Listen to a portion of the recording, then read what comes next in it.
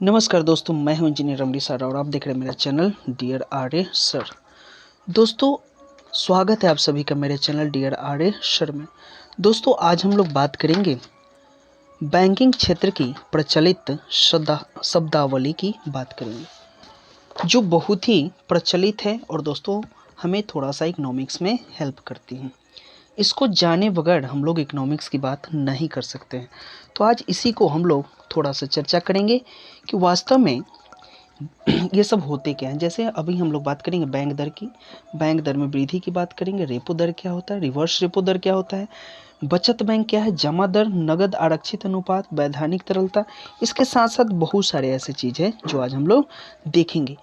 अगर दोस्तों ये हमें समझ में नहीं आता है तो इकोनॉमिक्स हमें समझ में नहीं आता है। और आरबीआई की माध्यम से आरबीआई की बात करें तो आरबीआई सेंट्रल बैंक है, यहाँ की सेंट्रल बैंक है और उसके अंडर में ही सारे बैंक आते हैं। तो आज हम लोग बात करेंगे कि बैंकिंग क्षेत्र की प्रचलित शब्दावली क्या क्या है और इसके बारे में थोड़ा सा विशेष चर्चा करेंगे। तो बिना देर किए हुए हम लोग वीडियो को शुरू करते हैं। दोस्तों, हम लोग बात करेंगे आज की बैंक दर की बात करेंगे। दोस्तों, तो ये बैंक दर होता क्या है? तो जिस सामान्य ब्याज दर पर रिजर्व बैंक द्वारा वाणिज्यिक बैंकों को पैसा उधार दिया जाता है, बैंक दर कहलाती है। अब दोस्तों देखते हैं, अगर इसको ऐसे समझते हैं, अगर हमने किसी को ब्याज पे पैसे दिया या ऋण दिया, तो जैसे हमने 10,000 रुपये दिए, कितने के दर से? 3 रुपये प्रति सैकड़ की दर से हमने ब्याज दिया। तो जैसे ही हम लोग अभी बात किए, रिजर्व बैंक जो है सेंट्रल बैंक है, उसके अंदर में ही सारे वाणिज्यिक बैंक आते हैं। तो वाणिज्य बैंक से जो भी रिजर्व बैंक से जो भी बैंक कर्ज लेती है, तो रिजर्व बैंक क्या करती है, उसको अपने दर पे मतलब पैसा देती है। तो अपने दर पे देगी उसको हम लोग बैंक, उसको दोस्तों जो अपने दर पे देगी उसे हम लोग बोलेंगे बैंक दर बोलते हैं। तो दोस्तों यहाँ से ध्यान रखिएगा। तो यह दर जो निर्धारण करता है, यह रिजर्व बैंक निर्धारण करता है।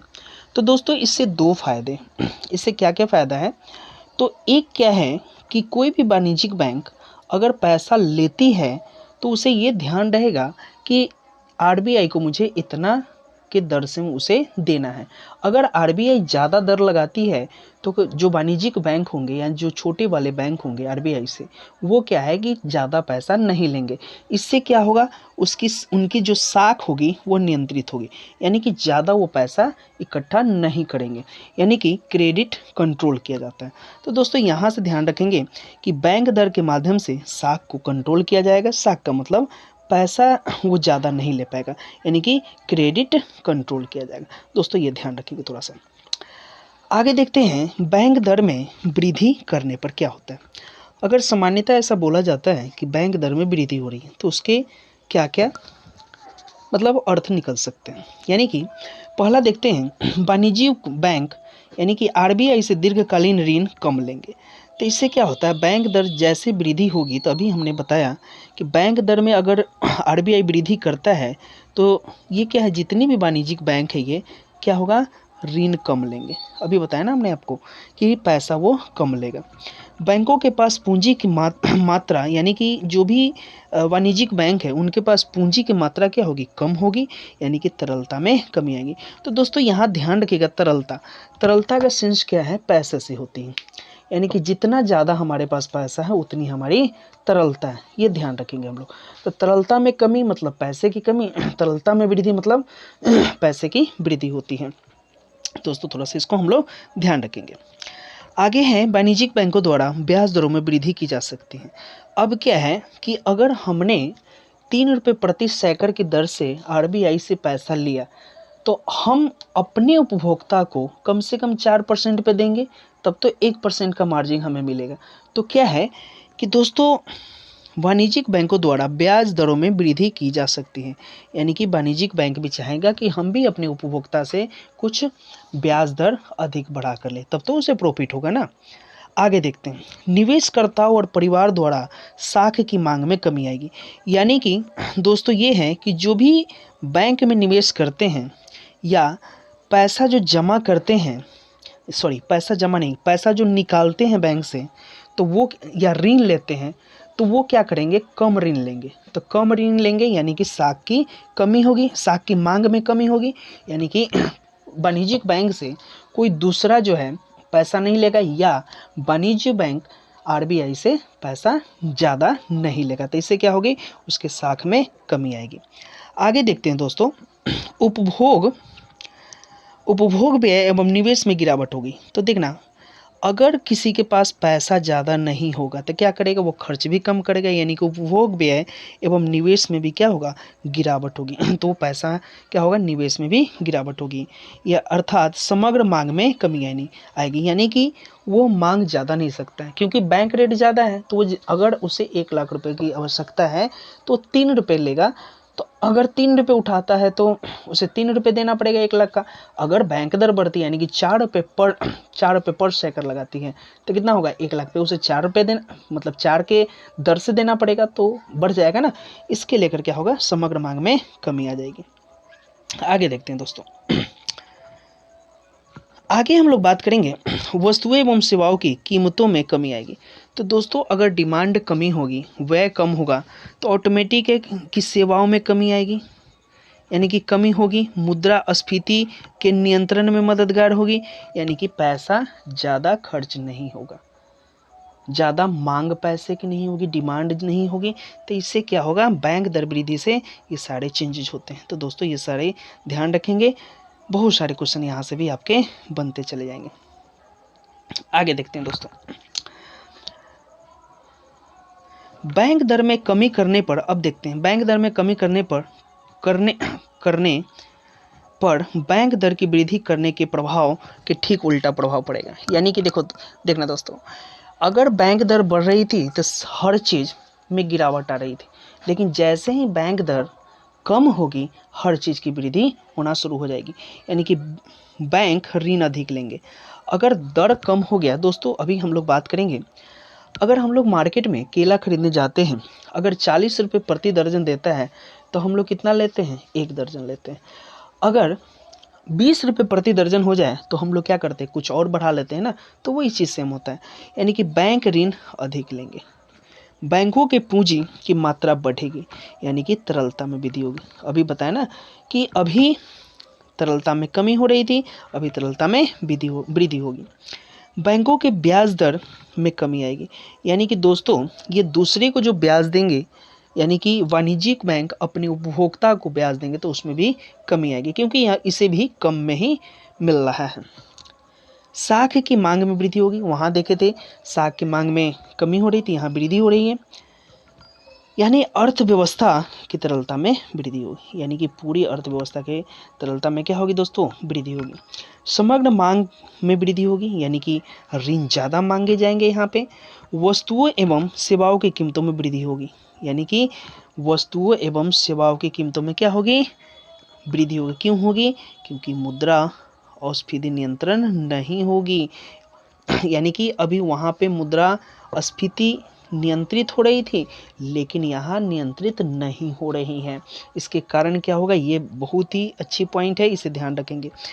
मुद्रा और स्फीति नियंत्रण होगी, यानी कि मुद्रा नियंत्रित नहीं होगी तो सेवाओं की कीमतों में क्या होगी, वृद्धि होगी। तो ये दोस्तों ध्यान रखेंगे। आगे देखते हैं हम लोग, रेपो दर क्या है। तो रेपो दर क्या होता है, अल्पकालिक आवश्यकताओं की पूर्ति हेतु जिस ब्याज दर पर कमर्शियल बैंक रिजर्व बैंक से नकदी ऋण प्राप्त करते हैं, रेपो दर कहलाते हैं। यानी कि जो वाणिज्यिक बैंक होते हैं, कभी कभी वह कुछ समय के लिए आरबीआई से पैसे यानी कि ऋण लेती हैं, तो उसे हम लोग रेपो दर कहते हैं। तो ये हो सकता है कि बैंक दर ज़्यादा भी हो या बैंक दर कम भी हो सकते हैं। तो ये डिसाइड रिजर्व बैंक का करना, रिजर्व बैंक करता है कि यह डिसीजन रिजर्व बैंक करेंगे, क्योंकि यह उसी के ऊपर डिपेंड है कि उसके पास पैसे हैं या नहीं, वो देने के इच्छुक हैं या नहीं, वो दे सकता है या नहीं। आगे देखते हैं दोस्तों, आगे है हमारा रिवर्स रेपो दर। तो रिवर्स रेपो दर क्या होता है? तो वाणिज्यिक बैंक आरबीआई को अल्पकालिक ऋण अधिक मात्रा में उपलब्ध कराएंगे, इसके बैंक की तरलता में कमी आएगी। अब दोस्तों देखना, दो चीज़ें आती हैं यहाँ पे। अल्पकालिक ऋण किसको दे रहा है? ये आरबीआई को दे रहा है। तो दोस्तों कभी कभी ऐसा होता है कि आरबीआई भी वाणिज्यिक बैंक से कुछ समय के लिए पैसा लेती है, यानी कि कुछ ऋण पे लेती हैं। मतलब वो डिसाइड होता है कि वो किस रेट पे दे रही हैं, यानी कि किस दर पे दे रही हैं। तो उसमें क्या होगा, आरबीआई पैसा लेगा। आरबीआई जब पैसा ले लेगा वाणिज्यिक बैंक से, तो वाणिज्यिक बैंक के तरलता में क्या होगी? कमी होगी। यानी कि जो भी पैसा आरबीआई के पास होगा उसमें क्या होगा? कमी होगा ना, ऑटोमेटिक, क्योंकि वो किसको दे रहा है? आरबीआई को दे रहा है, तो यहाँ से उसकी कमी आएगी। बाजार में तरलता की कमी होगी। ऑटोमेटिक बात है कि पैसा, सारा पैसा कहाँ जा रहा है? सारा पैसा तो आरबीआई के पास जा रहा है। और परिणाम स्वरूप ब्याज दरों में वृद्धि होगी। यानी कि दोस्तों अगर हम लोग बात करें, मार्केट में जिस सामान की कमी होती है तो ऑटोमेटिक है कि दाम तो बढ़ेंगे ही। तो पैसा है नहीं, माल उत्पादन होगा नहीं, तो क्या होगा? जो भी सामान पहले से है उसकी वृद्धि होगी। तो ये हम लोग ध्यान रखेंगे, परिणाम स्वरूप ब्याज दरों में वृद्धि होगी। आगे देखते हैं, निवेशकर्ताओं और परिवारों द्वारा साख की मांग में कमी होगी। क्योंकि जैसे ही तरलता की कमी होगी, बैंक पैसा देगा नहीं। बैंक किसी को पैसा देगा नहीं तो ऑटोमेटिक उपभोक्ता लेगा नहीं, तो इससे क्या होगी? साख में कमी होगी। अर्थात अर्थव्यवस्था में तरलता की कमी हो गई, यानी कि पूरे अर्थव्यवस्था में तरलता की कमी हो जाएगी। क्यों हो जाएगी? क्योंकि सारा पैसा तो आरबीआई ले लिया है। उपभोग व्यय और निवेश व्यय में गिरावट आएगी। ये अगर पैसा ही नहीं रहेगा तो हम लोग कोई चीज़ खरीद नहीं सकते हैं, निवेश भी नहीं कर सकते हैं, तो इन सारी चीज़ों में गिरावट आएगी। यानी कि हम लोग बात करें तो समग्र मांग में गिरावट आ जाएगी। ये दोस्तों ध्यान रखेंगे हम लोग। आगे देखते हैं, वस्तुएं एवं सेवाओं की कीमतों में कमी आएगी। यानी कि ऑटोमेटिक बात है, वहाँ क्या हो रहा था? क्योंकि वहाँ मुद्रास्फीति नियंत्रित नहीं थी, तो वस्तुओं एवं सेवाओं की कीमतों में क्या हो गई? वृद्धि हो रही थी। लेकिन यहाँ मुद्रा क्या है? नियंत्रित है। तो मुद्रा जहाँ नियंत्रित होगी दोस्तों, अगर किसी भी चीज़ की बिक्री नहीं हो रही है, बंद हो गई है बिक्री, क्योंकि पैसा नहीं है किसी के पास, तो वो क्या करेगा? वस्तुओं एवं सेवाओं की कीमतों में क्या होगी? ऑटोमेटिक कमी हो जाएगी। नहीं कमी करेगा तो उसका बिकेगा ही नहीं, सामान रखा रखा सड़ जाएगा। इसलिए क्या होगा? मुद्रा जैसे ही नियंत्रित होती हैं तो यहाँ से क्या होगा? ऑटोमेटिक जो सेवाएं या वस्तुओं की जो कीमत है उसमें कमी आएगी। अगर हम लोग बात करते हैं रिवर्स रेपो दर में कमी करने से क्या होता है? अगर रिवर्स रेपो दर में कमी होगा, जैसे रिवर्स रेपो दर अभी बताया दोस्तों कि वाणिज्यिक बैंक से कुछ समय के लिए अगर आरबीआई पैसा लेती हैं तो उसे रिवर्स रेपो दर कहते हैं। अगर उसमें कमी होती है तो क्या क्या होता है? रिवर्स रेपो दर में कमी इसके वृद्धि के विपरीत प्रभाव डालेगी। तो अभी देखना दोस्तों, अभी रिवर्स रेपो दर में वृद्धि हो रही थी तो सारे चीज़ गिर रहे थे, यानी कि सब चीज़ गिर रहे थे। तो अभी अगर रिवर्स दर जो कम होगी तो इससे क्या होगा? तो आरबीआई को अल्पकालीन ऋण कम मात्रा में उपलब्ध कराए जाएंगे। यानी कि कोई भी बैंक अपनी, जब तक उसको बेनिफिट ज़्यादा नहीं होगा जब तक वो देगा नहीं। अगर दर ज़्यादा था तो आरबीआई को ज़्यादा पैसा देगा, क्योंकि 1 लाख रुपए पे उसे अगर 4 रुपये मिल रहे थे तो 10 लाख देने का प्रयास करेगा। अगर वही 1 लाख पे 3 रुपये हो जाएगा तो 10 लाख उसे नहीं देगा। इसके कारण बैंकों की तरलता में क्या होगी? वृद्धि होगी। यानी कि जो भी वाणिज्यिक बैंक है उनके पास पैसा रखा का रखा रह जाएगा, क्योंकि आरबीआई को वो दे नहीं रहा है। बाजार में भी तरलता में वृद्धि होगी, यानी कि बाजार में भी पैसे रहेंगे और परिणाम स्वरूप ब्याज दरों में कमी आएगी। यानी कि सारा पैसा अगर वाणिज्यिक बैंक में रहेगा तो क्या होगा? वो अपने उपभोक्ता को ज़्यादा से ज़्यादा ऋण देगा, क्योंकि वहाँ से उसे ज़्यादा पैसे मिल सकते हैं, क्योंकि आरबीआई को देगा तो कम ही पैसा मिलेगा उसे ना, कम ही ब्याज दर मिलेगा। समग्र मांग में क्या होगी? वृद्धि होगी, क्योंकि अगर वस्तु सस्ती होगी तो क्या होगा? वृद्धि ज़्यादा होगी। वस्तुएं एवं सेवाओं की अगर जैसे ही ज़्यादा होगी, क्योंकि लोगों के पास पैसा ज़्यादा है, तो ऑटोमेटिक है माल उत्पादन होगा अगर जल्दी जल्दी लोग खरीदेंगे तो उसकी कीमतों में तो वृद्धि होगी ही होगी। इसलिए फिर यहाँ पे क्या होगा, मुद्रा क्या होगी, अस्फीति नियंत्रण में हो जाएगी। जैसे ही मार्केट में पैसा आएगा तो सेम होगा। तो दोस्तों ये ध्यान रखेंगे, मुद्रा और अस्फीति की बात करेंगे तो कीमत में बढ़ोतरी होती है, ये ध्यान रखेंगे हम लोग। आगे देखते हैं, बचत बैंक दर क्या है। बचत बैंक दर की बात करते हैं। बैंक ग्राहकों को छोटी छोटी वस्तुओं पर बैंक द्वारा दी जाने वाली ब्याज दर को बचत बैंक दर कहते हैं। यानी कि बैंक अपने ग्राहक को छोटे छोटे बचत पर बैंक द्वारा दी जाने वाली ब्याज दर होते हैं। जैसे अगर हम लोग किसी बैंक से ऋण लेते हैं तो वो क्या करता है, बचत बैंक दर कहलाता है। जमा दर, बैंक ग्राहक की सावधि जमाओं पर दी जाने वाली ब्याज दर को जमा दर कहते हैं। तो दोस्तों जब हम लोग बैंक से पैसे उधार लेते हैं तो उसको जमा कराने की भी एक तिथि होती है। उस हिसाब से अगर हम लोग जमा करा देते हैं तो हमारे जो जो ऋण है उसमें उसके ब्याज अलग से अलग निर्धारित होता है। अगर हम लोग किस्त उसका नहीं चुका पाते हैं तो उसके अनुसार से क्या होती है, उनकी ब्याज और भी बढ़ती चली जाती हैं। दोस्तों आगे देखते हैं हम लोग, नगद आरक्षित अनुपात क्या होता है। तो इसे हम लोग देखते हैं, किसी वाणिज्यिक बैंक में कुल जमा राशि का वह भाग जिसे रिजर्व बैंक के पास अनिवार्य रूप से जमा करना पड़ता है, नगद आरक्षित अनुपात कहलाता है। तो दोस्तों यहाँ पे एक चीज़ देखेंगे, अगर जो भी वाणिज्यिक बैंक होते हैं तो कुछ रूल और क्राइटेरिया फॉलो करना पड़ता है। तो उसमें उनका कुछ अनुपात जो होता है उसे आरबीआई के पास जमा करना पड़ता है। यह क्या है, अनिवार्य होता है।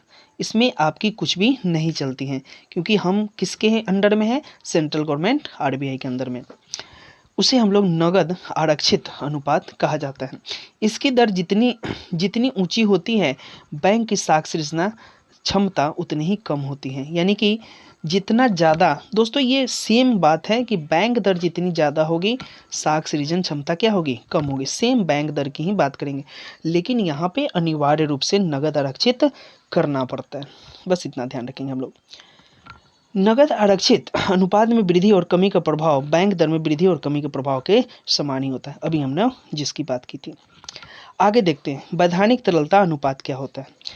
किसी भी वाणिज्यिक बैंक में कुल जमा राशि का वह भाग जो नगद, स्वर्ण एवं विदेशी मुद्रा के रूप में उसे अपने पास अनिवार्य रूप से रखना पड़ता है। तो दोस्तों जो अभी हम लोग बात करेंगे, आरबीआई की बात करेंगे, तो आरबीआई की बात करेंगे तो उसे अपने पास कुछ स्वर्ण और कुछ विदेशी मुद्रा के रूप में रखना पड़ता है। तो उसे ही हम लोग वैधानिक तरलता अनुपात कहते हैं। बैंकों को वित्तीय संकट का सामना करने हेतु रिजर्व बैंक द्वारा ऐसी व्यवस्था की गई है। यानी कि बहुत सारे बैंक जो दिवालिया हो जाते हैं या उनके पास तरलता की कमी हो जाती है, अभाव हो जाता है, जिसके कारण आरबीआई ने यह नियम लगाया है। आगे बात करते हैं हम लोग, वैधानिक तरलता अनुपात में वृद्धि और कमी का प्रभाव बैंक दर में वृद्धि और कमी के प्रभाव के समान ही होता है। तो दोस्तों जो बैंक दर होता है सेम वही बात होती है यहाँ पर भी, बस इसे थोड़ा सा हमें ध्यान देना है। आगे देखते हैं, प्राइम लैंडिंग रेट क्या होता है, जिसे पीएलआर भी कहा जाता है। किसी भी बैंक के लिए प्राइम लैंडिंग रेट वह ब्याज दर है जिस पर बैंक उस ग्राहक को जिसके संबंध में जोखिम क्या होता है, शून्य होता है, को ऋण देने को तैयार होता है। यानी कि प्राइम लैंडिंग रेट वह ब्याज दर है जिस पर बैंक उस ग्राहक को जिसके संबंध में जोखिम शून्य हो को ऋण देने को तैयार होती है। यानी कि जोखिम शून्य का मतलब ये होता है कि सारी क्राइटेरिया फुलफिल करने के बाद अगर उसके पास कुछ बैंक की क्राइटेरिया होती है, उस पर अगर वो उपभोक्ता खड़ा उतरता है, अगर बैंक को लगता है कि यहाँ जोखिम नहीं है, यानी कि पैसा रिटर्न हो जाएगा, तो वहाँ पे वो देता है, तो ऋण देने को तैयार हो जाता है। यह दर एक तरह से आधार दर के रूप में कार्य करती है, जिसको ध्यान में रखकर अन्य उद्यमियों के संबंध में बैंक अपनी ब्याज दर निर्धारित करता है।